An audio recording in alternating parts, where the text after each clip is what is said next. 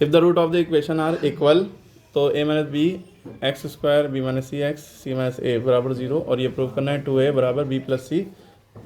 और ये important question है, आ भी सकता है, इंपॉर्टेंट है, थोड़ा यूनिक क्वेश्चन है, क्योंकि कंडीशन ये दी है कि रूट्स आर इक्वल, तो आपको ये लिखना ज़रूरी है b माइनस 4ac बराबर 0, ठीक है। और ये माइनस 4ac उधर जाएगा, b स्क्वायर बराबर 4ac आ गया, ये कंडीशन लगाएंगे। अब b की वैल्यू क्या होती है, जो x के बगल में लिखा होता है वो b होता है।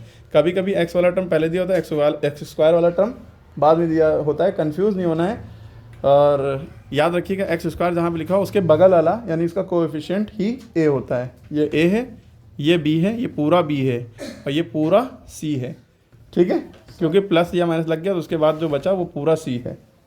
क्लियर है। वहाँ पे एक नंबर भी हो सकता है, 4 5 कोई भी नंबर लिखा हो सकता है, या ऐसे भी हो सकता है। a b c जब आपको पता लग गया, अब ये यहाँ पे इनकी वैल्यू पुट कर दी। b की वैल्यू क्या है, b माइनस सी, तो b की जगह पे b माइनस सी होल स्क्वायर बराबर 4 फार्मूले का है। और यहाँ मल्टीप्लाई छुपा होता है, वेरिएबल और कॉन्स्टेंट्स के बीच में मल्टीप्लाई छुपा होता है। यहाँ मल्टीप्लाई लगाया, a की वैल्यू a माइनस बी रखी और c की वैल्यू c माइनस ए रखी, रख दी। उसके बाद पहले आप ब्रैकेट की या ले, इसके अंदर मल्टीप्लाई करिए, भाई a को c से करिए, फिर a को a से, a को c से किया ac, फिर a को a से किया a स्क्वायर हो गया। अच्छा यहाँ माइनस लगा था तो वो माइनस यहाँ पे आ गया।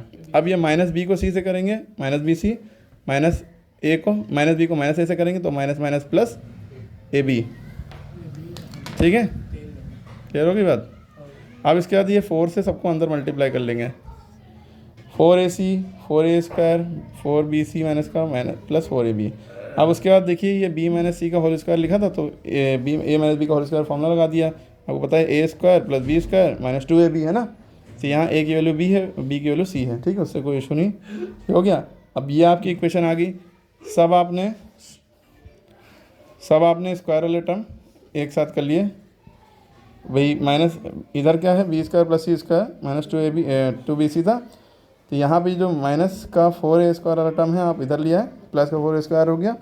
अभी इधर 4ac, या सबको एक साथ ही उधर लिया हो, सबको RHS में LHS में लिया हो, बस इधर थोड़ा सा आसानी रहेगी आपको समझने में। B square plus C square 4a square ये सबको इधर आप लिए, उधर फिर 0 बचा, तो फिर ये एक फार्मूला बन जाता है, ये 2a माइनस बी माइनस सी का होल स्क्वायर फार्मूला। यहाँ से आप कैसे समझेंगे, क्योंकि आपको एक फार्मूला बचपन से आप पढ़ रहे हैं, a प्लस बी का होल स्क्वायर फार्मूला था a square plus B square plus 2ab, लेकिन a plus B plus C का होल स्क्वायर फार्मूला क्या होता है, इसमें a square plus B square plus C square भी बढ़ जाता है और 2ab plus 2bc plus 2ca भी बढ़ जाता है।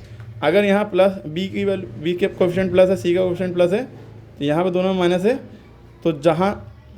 तो आपका इतना फार्मूला तो सेम रहेगा, प्लस वाला जो 2ab वाला टर्म है वो माइनस में रहेगा और 2c वाला टर्म माइनस में रहेगा और 2bc वाला प्लस में। क्यों ऐसा है, क्योंकि देखिए जब 2ab कर रहे हैं, जब इन दोनों को मल्टीप्लाई कर रहे हैं, देखिए एक माइनस आ रहा है तो इसलिए माइनस लगाए, और जब 2bc कर रहे हैं तो देखिए दोनों में माइनस आ रहा है, माइनस माइनस प्लस हो जाता है।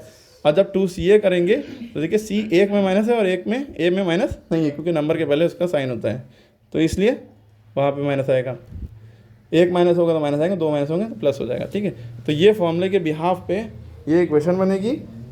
तो इस पूरी इक्वेशन की जगह आप लिख देंगे 2a माइनस बी माइनस सी का होल स्क्वायर, क्योंकि 4 को स्क्वायर को हम लिख सकते हैं 2a का स्क्वायर, ठीक है, लिख सकते हैं 2a square plus B square plus C square. फिर ये पूरी इक्वेशन वही फॉर्मूला बनी, वो फॉर्मूला लिखना पड़ेगा आपको ब्रैकेट में। अगर वो फॉर्मूला नहीं लिखेंगे ब्लैक पेन से ब्रैकेट में तो नंबर कट जाएंगे।